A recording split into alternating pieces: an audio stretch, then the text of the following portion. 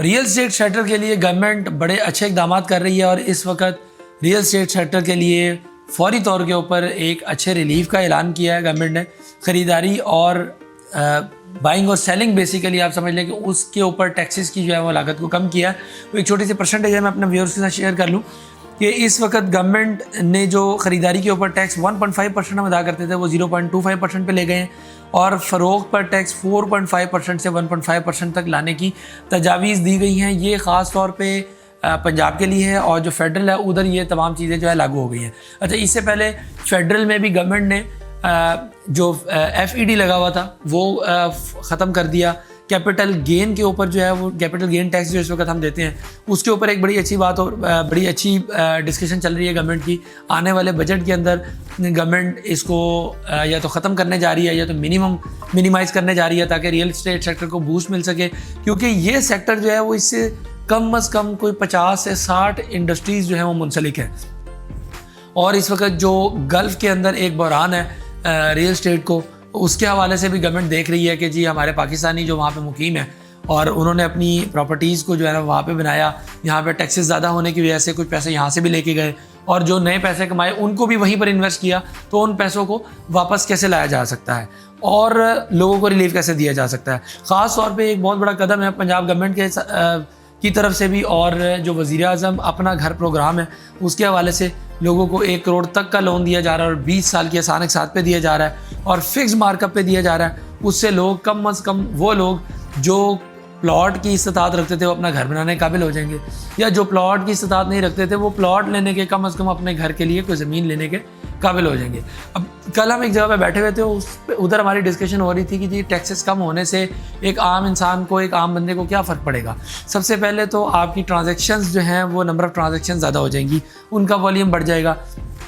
उनका वॉल्यूम बढ़ जाएगा तो डेफिनेटली आपके रियल एस्टेट सेक्टर की डिमांड बढ़ेगी।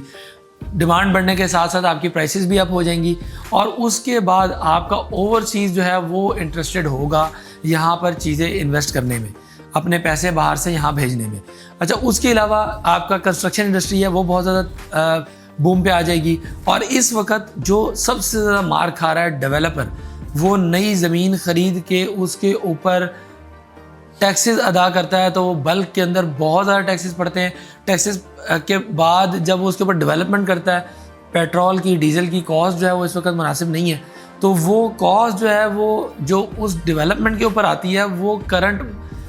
मार्केट वैल्यू को टच नहीं करती, उसको साथ मीट नहीं करती, जिसकी वजह से आपकी इंडस्ट्री जो है वो बैठी हुई है और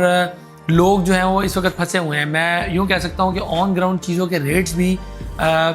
कुछ सोसाइटीज़ पंजाब में, लाहौर की कई सोसाइटीज़ तो बहुत अच्छी हैं, मेट्रोपॉलिटन सिटीज़ जितनी भी हैं उनके अंदर तो आपको बहुत अच्छा गेन मिल जाता है। 1-2 लाख रुपए भी आपका अगर कम होता है तो आपको उसका बेनिफिट कहीं ना कहीं और से मिल जाता है। लेकिन अगर आप पंजाब के डिफरेंट इलाकों में जाकर देखेंगे तो वहाँ पे लोग 70-80% तक माइनस में बैठे हुए हैं, सिर्फ इसी वजह से क्योंकि वहाँ पे नंबर ऑफ़ ट्रांजैक्शन नहीं है, बाइंग सेलिंग नहीं है, सिर्फ इन टैक्सेस की वजह से और ओवरसीज़ लोगों की वजह से कि वो लोग अपने पैसे पाकिस्तान से बाहर नहीं भेज सकते, पाकिस्तान नहीं भेज सकते इन टैक्सेस की वजह से, वो इन चीज़ों की वजह से डर रहे हैं। तो आने वाले वक्त के अंदर इंशाल्लाह कमिंग बजट के अंदर गवर्नमेंट बहुत अच्छा एक पैकेज अनाउंस करने जा रही है और हमारे ख़ास तौर पे वो ओवरसीज़ जो गल्फ़ में बैठे हुए हैं या यूरोप में बैठे हुए हैं उनके लिए बहुत अच्छा चांस आने जा रहा है। तो shortly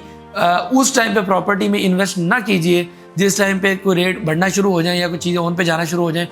this is the right time कि आप बजट से पहले कुछ ना कुछ चीज़ों को देखना शुरू करें, उसमें इन्वेस्टमेंट करना शुरू करें ताकि आप एक